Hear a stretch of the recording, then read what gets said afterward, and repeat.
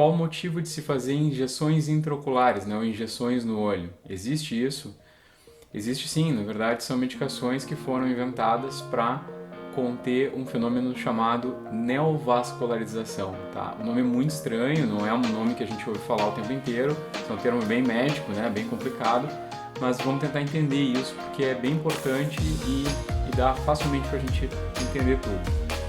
Neovascularização significa, se a gente dividir a palavra, neo é novo e vascularização é o surgimento de vasos sanguíneos. Os órgãos, cada um tem a sua doença específica, né? A gente pode dar um exemplo aí como o fígado tem cirrose, o pulmão tem enfisema. A gente tem no olho um fenômeno que é comum a várias doenças que se chama neovascularização. Ou seja, uma vez agredido, o olho gera novos vasos sanguíneos no lugar da lesão. Mas por que isso é ruim? Por que não é bom isso, né? Se tem mais vasos sanguíneos, por que não seria bom? Basicamente porque os neovasos, eles não são vasos de consistência natural, digamos assim. Eles não têm a formação normal e eles são invasivos, né? Eles não respeitam o tecido normal e acabam se proliferando ou crescendo sobre várias estruturas que são funcionais no olho. Então, por exemplo, na medida em que os neovasos acabam criando como se fosse um novelo, né? Se a gente imaginar lá uma planta com uma raiz que não para de crescer invadindo tudo,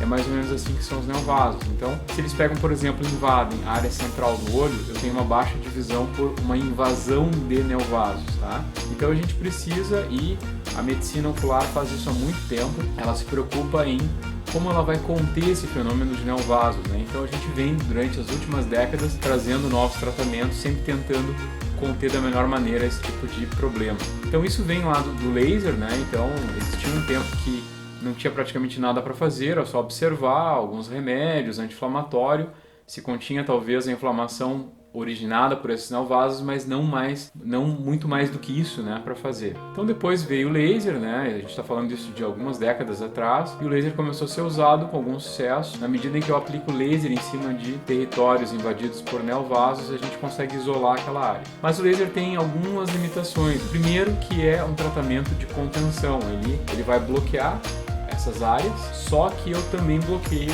tecido normal. Então eu não posso aplicar em áreas nobres, em áreas centrais do olho, por exemplo, não tem como usar o laser porque eu vou acabar tendo comprometimento também de áreas estratégicas para a visão. Então eu só posso fazer áreas um pouco mais periféricas, enfim, onde não há nenhum problema em a gente aplicar o laser, não vai causar prejuízo, pelo contrário, ele vai conter essa reação. Depois a gente foi avançando, primeiro que o laser foi também melhorando a qualidade, a potência foi sendo ajustada ao longo de muitos anos, né? Então cada vez mais se usa uma potência com mais cuidado no laser para ter esses resultados e realmente funciona muito bem. Bom, depois do laser a gente teve o advento de uma terapia chamada terapia fotodinâmica, né? A sigla é PDT. Né? Nós tivemos esse tratamento durante alguns anos, não foi um período muito longo.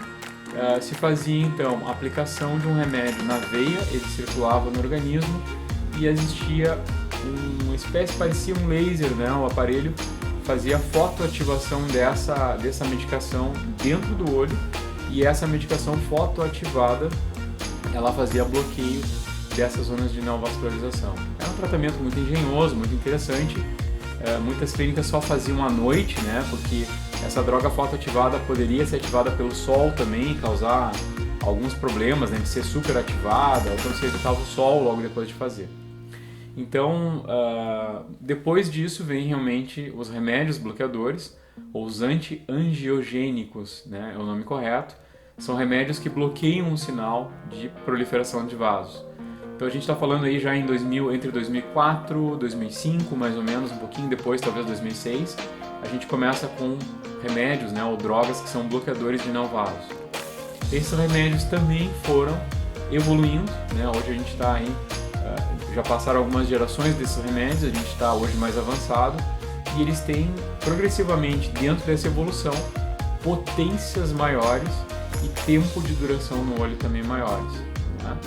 Então é muito interessante que isso foi melhorando. Então, como é que se faz essa aplicação? Com injeções intraoculares. Daí que vem a explicação por que conheci uma pessoa que disse que ia fazer uma aplicação, uma injeção no olho e tal. É por causa disso, tá? Para que é usado? Para conter neovascularização. Em que situação?